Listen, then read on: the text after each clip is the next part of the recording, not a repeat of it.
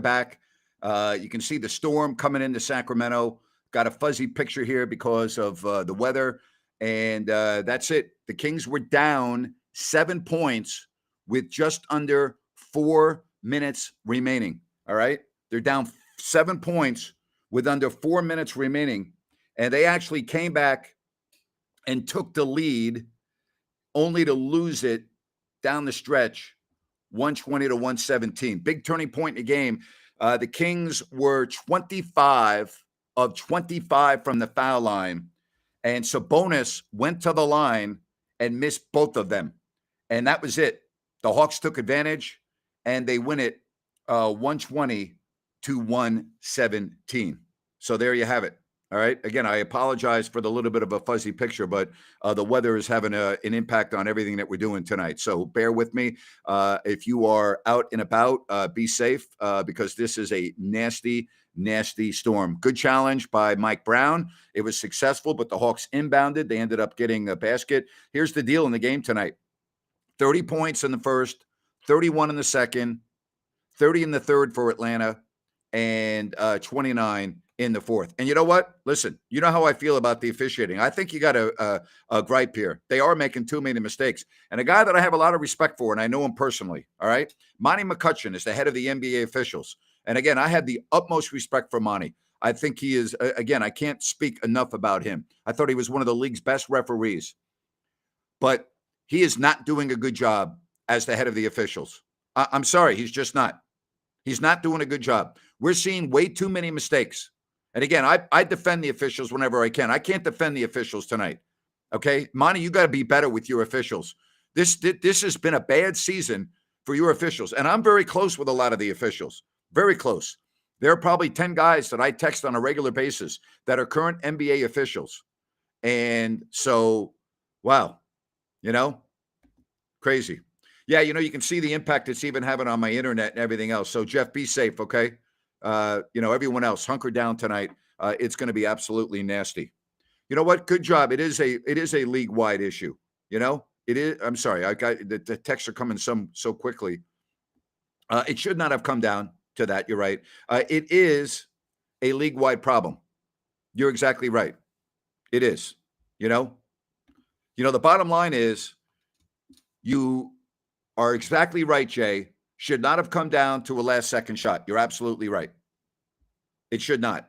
So here we are in the same predicament that we were in 2 weeks ago, coming off a 3-3 trip. Charlotte, worst record in the East. Lakers, you win. Washington, losers of 11 and 12. Here come the Atlanta Hawks, losers of 7 of 10. Losers of 4 in a row. And what did I tell you on my Listen App show today? And what did I tell you when I was on YouTube today with Jerry Reynolds? I said, look for the Atlanta Hawks to bring their A game out tonight.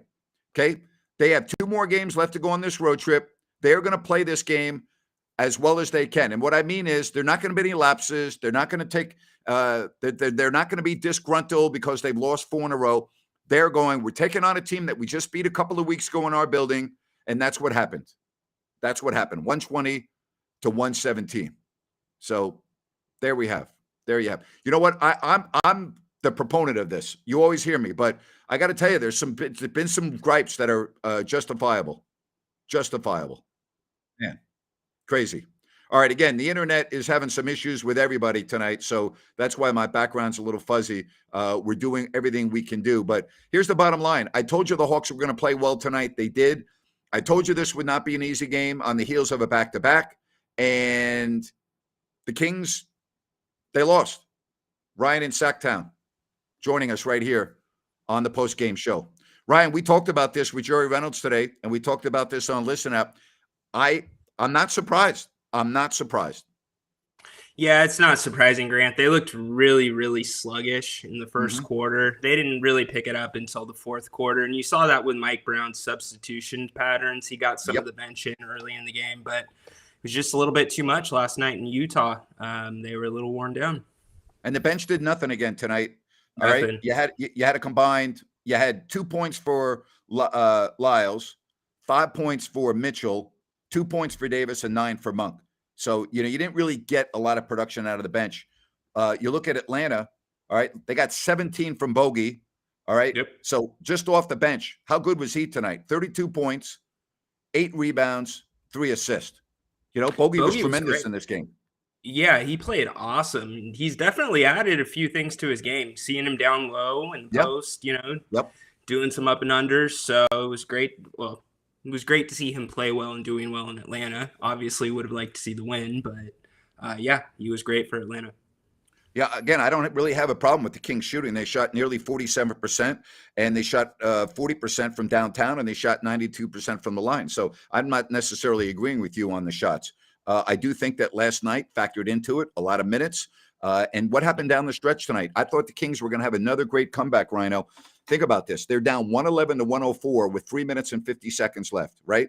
And before you know it, boom, the Kings have the lead. It's amazing how they're able to just never be out of a game. And then they take the lead. And again, I'm not picking on Sabonis here. I'm just saying that was a critical stretch in the game with the Kings up by a point, and he missed both free throws. That's a tough one, Grant, especially with them shooting so well from the line all night long up until that 25 point. 25. They were 25 Yeah. 25 at that point.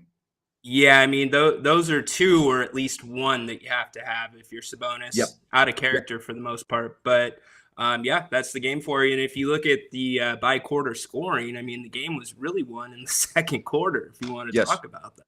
Yes. You and know, again, pretty much it was even all the way around. And isn't it interesting that, we talk about defense and the Atlanta Hawks score 30 or more in the first 3 quarters. All right. So, you lose 120 to 117. I'm just perusing some of the other scores tonight in the NBA. Yeah. The Lakers are in here next. They're up by 2 points with 15 seconds left. Okay. So, maybe the Lakers are starting to find themselves a little bit. Who the hell knows? But what I would tell you is I'm not surprised that the Kings lost tonight. Now, I did think that they would win a close game, and it was a close game, but I'm not surprised they lost. Atlanta's got very good players. Their record probably is not an indication of the talent that they have on the floor. Yeah, if you look at every individual piece that they have, they are very talented, Grant. It's putting it together as a cohesive unit. And that's kind of been the problem for them, but not a surprise the Kings lost tonight. It was a little, if you look at the stats and you look at the box score, it looks like a Kings win, right? By the numbers. Yes. With the assists, turnovers were fairly low. So I think it just comes down to fatigue, and they just couldn't pull it out at the end. But hey, they had an opportunity, even with all that said. And, having guys play heavy minutes the night before, they had an opportunity to win, and it didn't happen. Warriors lose to Detroit. Phoenix loses again. They're lost right now. They lose at Cleveland 90 to 88. So that's good news for the Kings when you look at the standings. That's very good news. Very good news. Yeah, no doubt. The Kings, they got to bounce back from this one. Luckily, they do have a bit of rest until Saturday night when the Lakers come in town. But LeBron's playing very, very good basketball right now with AD out of the lineup. So you can expect typical Lakers game against the Kings. All right. And the Lakers are up 110 to 109, their possession with 3 seconds left. So, let's stop talking about the refs. I already made my point about the refs. I think they can be picked on. I do believe that they have done a poor job this year overall. And I think Monty McCutcheon, again, a man that I have the utmost respect for, is not doing a good job with the officials. This has been a horrible year for the officials, in my opinion. They're making too many mistakes at crucial junctures of the game. So, Ryan, I'm going to throw this to you now. And maybe I should have asked Jerry this same question. Due to the fact that this is not a Kings problem, that this appears to be a league-wide problem, does the league need to implement new mechanism in the final 2 minutes of games to prevent these egregious calls that we're seeing, or egregious non-calls, instead of just one challenge? Yeah, it's a great question, Grant. You and I have kicked this around in the past. I do believe that they should implement something, but I do share the same concern as you about the, game slowing down and too many replays. And, that final 2 minutes is usually where it goes back and forth pretty well and it flows, and you don't want stop, start. So is there, value of what you say can be reviewed, and you say these 5 calls, much like the NFL does. I don't know what it looks like, but they've got to get it right, Grant. Yeah. I mean, they Yeah. have to. And unfortunately, I think it really is, it stands out to Kings fans because how many times we've been mentioned in the 2-minute report where wrong call, wrong call, wrong call Yep. in games that were close. Yep. So, what do you think, Grant? I mean, what would be the mitigating factor so it doesn't affect pace of play? I think Jeff is right. I think if you do win a challenge, you should get another one. I think, if you win a challenge, that means you are acknowledging, and it's been proven that the official made a mistake. Why should you, as a team with a challenge, be penalized because the officials made a mistake and you caught their mistake? So I agree with that. I think that's one way. The Lakers did win that game tonight, 112-109. But I mean, why should you lose the challenge on a successful challenge? That makes absolutely no sense to me. Yeah, no, you shouldn't lose the challenge. You're right. And that's a great point by Jeff. I guess the question becomes, like old school NBA, Grant, where there was makeup calls, or if maybe there was a foul and it was clearly off, the Kings, they'd still give the ball to the Kings. They didn't make the foul call. Those are the little things that I've been noticing from the referees this year because everything's reviewable. But with the coaches only having one review, that makes it tough. You got to keep it in your back pocket. I mean, rarely would you use that in the first half. So it's a really tough thing. And there's been a lot of late whistles this year. A lot of late whistles, waiting to see if the ball's going to go in. And that drives me personally nuts. Hey, Lucky, let me explain something to you. The officials don't lie, all right? I don't know what the hell what's going through your mind, okay? But you're delusional, okay? The officials don't lie. Stop it with this nonsense. All right, the Hawks win 120 to 117.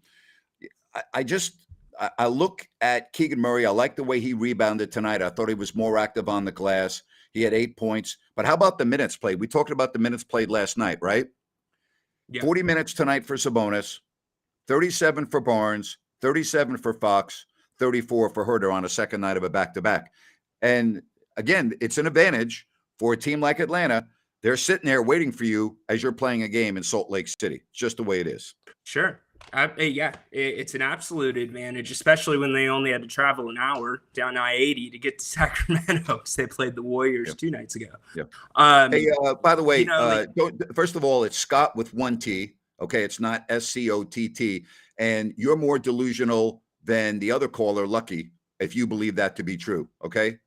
So we got the trolls out tonight. That's what happens. I think when the wind picks up and the storm's coming in, we got a bomb cyclone that's approaching us. And what happens is it affects people's brains. That's what happens. Oh, my gosh. Yeah, it's a little bit scary.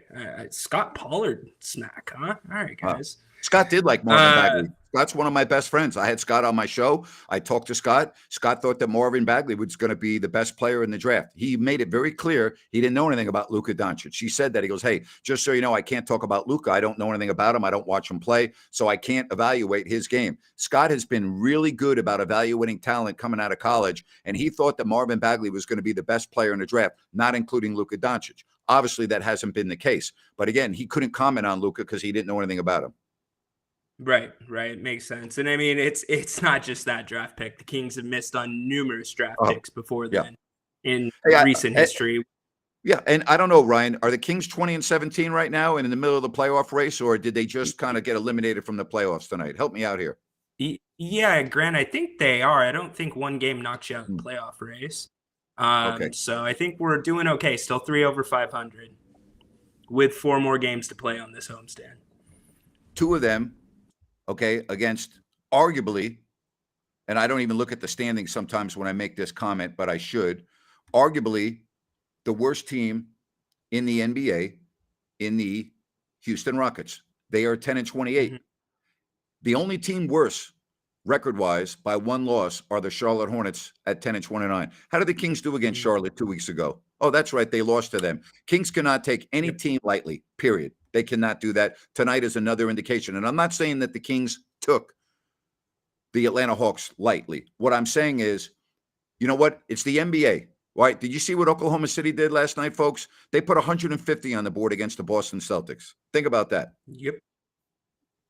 Yep, it's the NBA. I mean, the bottom line, Grant, to me, what it looked like was exactly what you called fatigue. It looked like to everybody out there that goes to your local gym and plays pickup games, it looked like the last pickup game of the night where, the team had been on the court for 5 games in a row, and that was in the first quarter. They just didn't have it. And the starters, here's the thing, though, on the flip side, Grant, the starters need to get used to playing those types of minutes if they are going to be a playoff team, because that is going to be requested of them to get there and in the playoffs from there on. Scott was not wrong about Ben McLemore. He was absolutely spot on about Ben McLemore, 100% spot on. All right, the Kings lose tonight. And next up, the Lakers. And you made a good point. They got a couple of days off, and they're going to need it. There's some tired puppies. I would almost guarantee you they will not practice tomorrow. Minnesota won tonight. They beat Portland 113 to 106. So right now, when you look at the standings in the Western Conference, the Kings are still 5th at 20-17. The Clippers are 6th at 21-18. And then it's Portland with 18 losses, Phoenix and Golden State with 19 losses. I only really look at the loss column because teams play an uneven number of games throughout the season until you get to the end. So I look at the loss column. 17 losses for the Kings, 18 for the Clippers and the Blazers, 19 for the Suns and the Warriors. And so that just tells you how bunched up everyone is. Yep, still bunched up as we approach All-Star break. I mean, we're still about, a month and a half away. But I see the West staying like this. I mean, there's been big injuries, right? You've had Zion, AD, Sabonis, Fox to a degree. Curry. How do you leave him out? And the Warriors now, they're going to creep up. The Warriors could be to the 5 spot very, very soon, if not higher. Once Curry comes back. Well, if Steph Curry comes back and doesn't have any other issues with the shoulder, which I have heard is not a in concrete possibility. I've heard that that's something that is structurally defective that may have to have a surgery in the offseason. But assuming that he can come back and be Steph Curry, why would we think that the Warriors would not win 60% of their remaining games? I think they would. At least more than that. Yeah. I think they've earned that credit. And you got Klay Thompson starting to look like Klay Thompson again. So they're sitting pretty, and they are one of those teams that they just need to take it to the dance. They just need to get it. Yep. Well, and again, the team that's hot right now in the West are the Dallas Mavericks. They have all of a sudden won 7 in a row, and they're 22-16. And isn't it interesting that the Kings and the Mavs haven't even played yet? Yeah, that is very interesting. Do they have a bunched up schedule, Grant, with the Mavs, where they see them like? I haven't looked at the schedule. I haven't looked at schedule that far in advance. They're not on the schedule coming up, obviously, on this homestand or the next road trip when they play at San Antonio and at the Lakers. So most of the games are in the latter part of the year, and those are going to be huge games. Big games, absolutely. And if the Mavericks continue playing this way, then they're going to be right up there with the Kings too. So that's going to be a full game contest. Not only that, the Mavs are always active at the trade deadline. They roll the dice. Mm-hmm. So they don't play Dallas until they have 2 games in Sacramento against Dallas, back-to-back nights, February 10th and February 11th. All right, right before the All-Star break. And then the Kings are in Phoenix for the last game on February 14th before the break. So 2 games at home on the 10th and the 11th of February. All right. And then the Kings go to Dallas on the 5th of April. They only play Dallas 3 times this year from what I can see. Yeah. That April 5th game could be big. Let's get past the first 2 in February, though. Well, think about these last. I hate to do this because injuries can change everything. Think about this schedule. Sure. I'm going to just pick it randomly with a home game against Boston, home Phoenix, home Utah, home Minnesota, at Portland. April begins, home San Antonio, and then at New Orleans, at Dallas, home Golden State, at Denver. How about that schedule? That's brutal. Yeah. That is absolutely brutal. And that even speaks to why these games are so important right now when they play teams that on paper we think the Kings should beat. Because that's going to be a rough stretch, Grant. I mean, I can't think of the last time that a team had a stretch like that towards the end of the season. Because I don't remember the beginning of our season being particularly easy. No. They normally do play that they call it the Texas Triangle, where you go to Dallas, San Antonio, or Houston, or 2 of there. So it is rather unusual. Yes, it is. Kings lose tonight by A score of 120 to 117. Want to thank New Works Plumbing for everything they do for your plumbing needs and repairs. Make sure you keep that website in your mind, sacserviceplumbing.com. That's sacserviceplumbing.com, or call the number on your screen. New Works Plumbing, they've got a fix for you. Kings, again, they were down 111 to 104 with 3 minutes and 50 seconds left, and they came roaring back. They take the lead, and I'm thinking to myself, just like everybody else, wow, here we go again. Fox is going to take over the game. We're going to have another phenomenal finish the same way. But here's what we have. You and I talked about this earlier. Being in one possession games with the shot clock off is a really dangerous way to go about your year. Think about the last several games. Think about the Denver game at home. Think about the Jazz game at home. Think about the Jazz game last night and the game tonight. You're not going to win all of those one possession games. The Kings have been recently, but not tonight. Yeah, Grant. Eventually, it's going to come down to the law of averages, because the way the Kings shoot, it's less than a coin flip that a basket's going to go in. Yep. So that's a really, really tough place to be. But up until this point, they have been pretty good in those situations. It's just that there's that 1 minute stretch in the fourth quarter at the end of the games where they either turn it on or something like tonight happens, and they just can't. We make it a mistake, like Sabonis missing the 2 free throws, things along those lines. So It's Jekyll and Hyde. But you're right. One possession makes all the difference, and with the shot clock off, that's tough. 120. Tough. I was encouraged. Yeah. Go ahead. Oh yeah, I was going to say I was encouraged though how much the offense ran through Fox tonight. Did you notice that? Because yes, I did. It was a lot more for him. Yeah. Versus Sabonis. Can I interrupt you for a minute? Not once this year have I said the Kings are making the playoffs. Not one time. Not one time on Listen App. Not one time here on YouTube. You know what I've said? I've said don't talk about the playoffs until you get to the All-Star break. I say that all the time. I'm consistent, because here's what I've been telling you. If De'Aaron Fox goes down for any amount of time, your season is over. If Domantas Sabonis is off the floor for any amount of time, your season is over. No playoffs, okay? So if you listen to me on a regular basis, whether it's on Listen App every day or here on YouTube, I've never said the Kings are making the playoffs, not once. And I'm still not saying they're making the playoffs because there's too many games left. Over half the season remains. I've been very consistent about that. Yes, you have. But I think it's fair to say, too, they're in better position than they have been in a long time. So no question. Maybe listen a little bit better, because we do throw stuff out there. Like last night, you said 9-9 on the road. If you finish 500 for the season on the road, that's a playoff team, right? Yes. That's different than saying, hey, they're going to make the playoffs.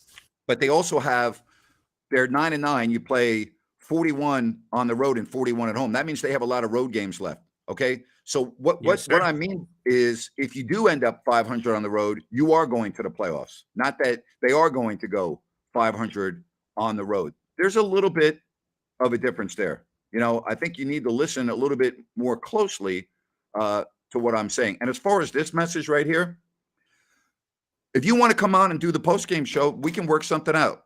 You want to do the show? You come on and do the show. I don't know about you, okay? And I appreciate you joining us here on the stream, and I appreciate you chiming in with the chat message. But I don't know if you're aware of this. The standings in the Western Conference are relevant to us talking about a game that was just played, due to the fact that the Kings are very close to being the 10th team in the playoffs, okay? And they're very close to being the top seed. So do you not think that the standings are relevant? Do you not think it's relevant to talk about teams like Dallas, who have won 7 in a row, who the Kings have not played yet? Do you think that's not relevant to a team's post-game show covering the league? But again, if you would like to do the show with me, send me a DM. Maybe I'll send you a link, and we can show all of Sacramento and the world, because we got Lithuania watching, Vietnam, Fiji, we've got Chile. You can show the world your astute, great basketball knowledge. Is that a deal or what? You let me know. Send me a DM. Send the DM, bro. That might be the first time anybody's called you bro on Yep. the post game show. I know. I'm a little too old to be calling bro. You should call me old man, but I don't know about bro, Bro. you know? 120 to 117. Am I allowed to talk about the Phoenix Suns, or is that not allowed on the post game? Ryan, I'll let you be the moderator here. Okay. All right. I'll give you a buzzer if you go a little overboard. All right. So they lose again. Okay. And think about what's happened to that team, right? They were at the top of the West with Phoenix and Memphis. And now look at what's happened to them. Okay. They have lost at Washington, or home Washington, home Memphis, at Denver, one at Memphis, lost at Washington, at Toronto, at New York, at Cleveland. They just went 0-4 on their road trip. They come home to take Miami and Cleveland. Then listen to this road trip they got coming up. At Golden State, at Denver, at Minnesota, at Memphis. Welcome home. Brooklyn is waiting for you. Do you think, I'm just curious, and I hope I'm allowed to talk about this, all right? No, you're good. You're good. Okay. I just wonder if anyone out there thinks that Devin Booker is important to the success of that team or not. My point is this. You see what happens to the Suns when their best player is not on the floor? That's exactly what's going to happen to Sacramento if Sabonis is not on the floor. And if you think I'm wrong, I think you are not being realistic and objective about your team. If De'Aaron Fox is out for a significant period of time, like Devin Booker, the Kings are going to lose a lot of games. So that's why I don't talk about making the playoffs, because the season is too fragile based on injury. I've been through it. I've done it 32 years. I've seen great seasons turn into bad seasons and vice versa because of injuries. So be careful. All right? Be careful. Absolutely. And hell, Grant, you could even look at the stretch the Kings have had when Fox, even though he played through it for the most part with that foot injury, and then Sabonis getting hurt. Luckily, Sabonis is playing through it. But we've not been on a great stretch. They have been inconsistent. There is no other way to put it. And, that's our 2 stars still on the floor. Hey, DJ, they lost, okay? They lost, okay? I just looked at the standings. They lost. It didn't say, but it came down to the last shot in the standings. You know what it said? It said they lost. That's what it said, okay? Just letting you know that. I'm looking at the standings right now. Phoenix, they lose 90-88. In parentheses in the standings. But the game came down to the last shot. So we're going to give Phoenix a half a win. Oh, no, it didn't say that. I'm making that up. I apologize. Oh, I thought you were going crazy for a second. Huh. Maybe they should put a little smiley face next to the L. That'll let you know if it was the last shot. Oh, my gosh. Hey, the Kings, if you're keeping score at home, are in 5th place in the West. I hope I'm allowed to mention that they're 5th in the West. I hope I'm allowed to do that. 120 to 117. Let us know, DJ. They lose 120 to 117. We got the NBA guru who's screwing up all the highways with the meter ramps. Absolutely, Zach. Good to hear from you. Happy New Year, Zach. I hope you're doing well, my friend. Love talking to Zach. Love talking to the NBA guru. Absolutely. How do you get the name the NBA guru? He made up the name. He used to call my show, and he put down on the call screener. He said, "I'm NBA guru." So I had him on, and we talked about his NBA guru knowledge. And then I asked him what he did, and he said he's an engineer, I believe. And we got into the traffic patterns around Sacramento, and I think it's as bad as any downtown I've ever been in for the sequence of the lights. Whoever has designed that system, I think I could take a kid out of kindergarten and design the light pattern better than they have in Sacramento. Okay. And then the metered ramps. I am not a fan of the metered ramps. If you are not a skilled enough driver to merge onto a freeway, you should not get your license. Okay. You don't need to be sitting there and running out of gas for 15 minutes, polluting the air, and then floor your gas pedal to merge into the traffic, which you would have been doing in the first place. So Zach and I got into a rather interesting debate on the radio about that. Preach. So Napes, I got to ask you, in your years of doing radio, what were some of the funnier glosses that you saw come up on the call screen? NBA guru's good, but I'm sure you had some funny ones. Yeah, there were some. And then I would kid him like, wait a minute, you're the NBA guru, huh? Oh, yeah. Really? Who gave you that name? Uh-huh. Well, what's your real name? Zach. All right. Well, from now on, you're Zach. You're not the NBA guru. Okay. You're you're not the NBA guru because you woke up one morning and goes, "Oh, I'm the NBA guru." No, you're not. All right. You're a traffic engineer who pisses everyone off in town with these stupid ass metered ramps and lights that don't work in downtown Sacramento. That's what you are. You're not an NBA guru. You're a guy that creates nightmares for travelers and commuters in the greater Sacramento area. That's what the hell you are. You're not an NBA guru, Zach. All right. You're a person that gives everybody aggravation with your damn strategy from a desk and a computer about how we can make everyone's life miserable who's behind the wheel of a car. That's what you are. You're a traffic guru who screws with everyone. That's what you are. You're not an NBA guru. All right, I had to do a rant tonight. Sorry about that. And Zach, that is brought to you by New Works Plumbing and Air. Grant's NBA Guru Rant. Yeah, brought to you by New Works Plumbing. They've got a fix for you. For your plumbing needs and repairs, just go to sackserviceplumbing.com. Oh my God. Oh my gosh. You know what? Hey, I'm gonna say this right now. Oh boy. There you go, Zach, just for you. Hey, Zach. No, Zach knows me. I'll tell you one thing I love about Zach, and I really mean this.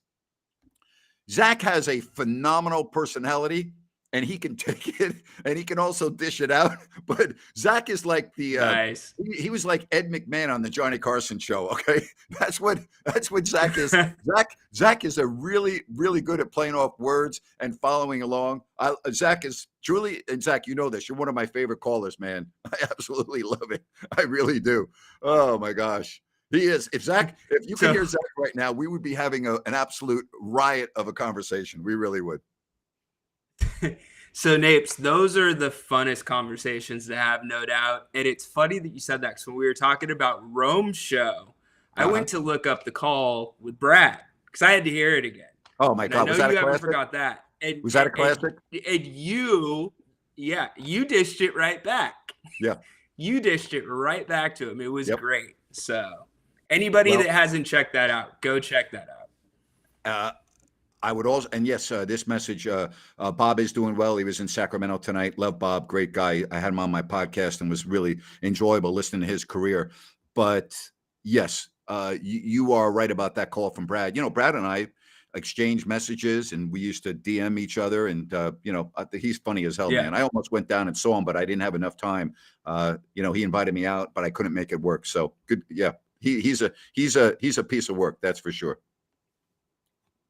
Yeah, he is indeed. You got to watch your back when you're around him. All right, so 120 to 117, off a couple days. Then you have the Lakers coming up next. Now, I am going to be doing that show on Listen app, not on YouTube. All right.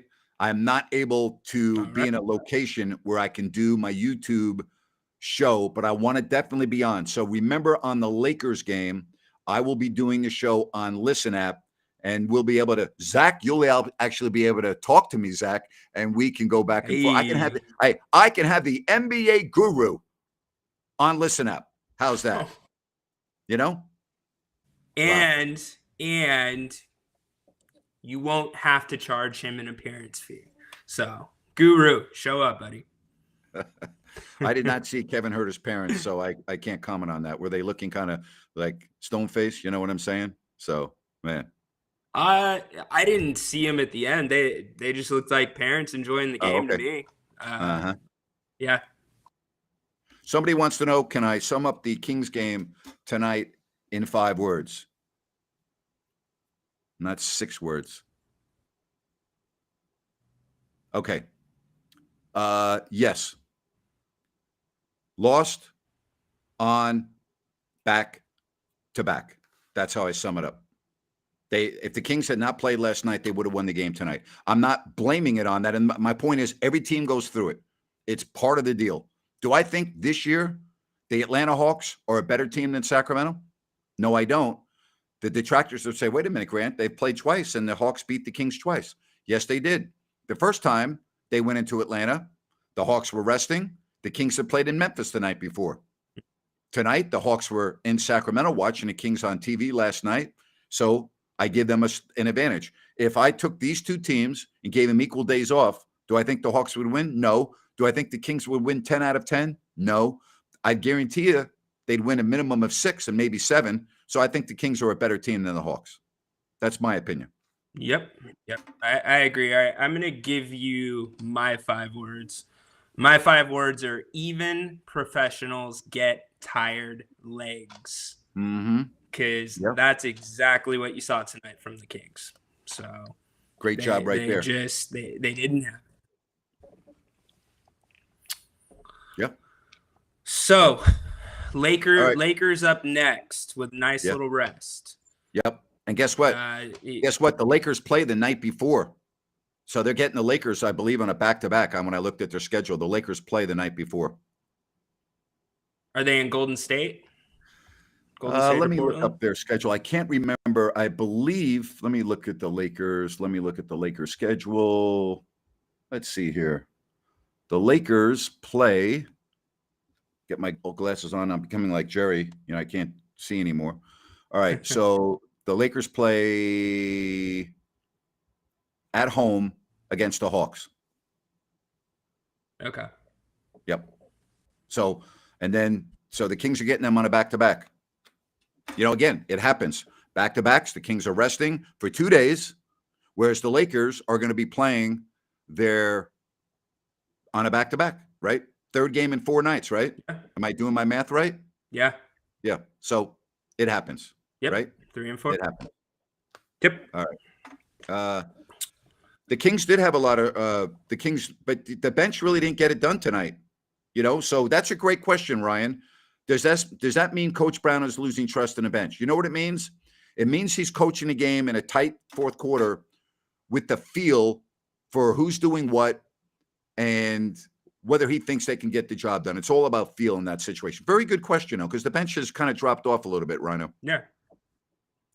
Yeah, I think it's a great question. Also, I would say one thing that I've picked up on with Coach Brown and his rotations is it's not just what you see in the games. He is very detail oriented and every little thing matters. And if he's seeing things in practice, that is not going to get you in the game.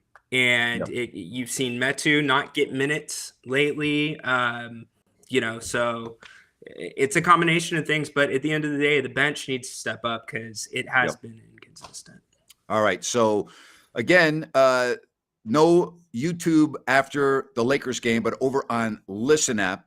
And then you have, after the Lakers game, 3 more games on this homestand with Orlando and then 2 against the Houston Rockets. All right, so you and I talked about this earlier today, I think either on Listen app or with Jerry. I said, worst case scenario on this homestand, 4-1. I said this Kings team, and again, without any injuries, should be a minimum of 4-1 on the homestand. Now, do I need to change that? I'm not going to change it. They should, with their rest now, Lakers on a back-to-back should be a win. This team should not lose to Orlando or the Houston Rockets. So I'm still staying with 4-1. I think they can win the next 4 games. Yeah, I'm sticking to my guns. I said 4-1 last night, and I said if they're going to get caught, this will be the game. So I think that they absolutely get a couple days of rest and beat the Lakers, beat Orlando, and then knock Houston out 2 and 3 nights. Yeah, I do know that Memphis was coming off a back-to-back. It was a different type of a back-to-back because the game before was at home. There was no travel. There was no time change. That's a little bit different. However, I also did a rant on this the next day talking about they played a back-to-back and Desmond Bane was not playing, who killed the Kings in the first meeting of the year. So I was very aware of that. A back-to-back when you're playing consecutive games at home is not as difficult as when travel's concerned. So again, every team in the league goes through back-to-backs. You can't use it as an excuse. I was just pointing it out that 2 games against Atlanta this year, okay, they've had the second night of a back-to-back. That's all. That's all I'm saying. It's a fact. Yep. It's nothing more than that. It is a fact. All right, we'll wrap it up. 120 to 117.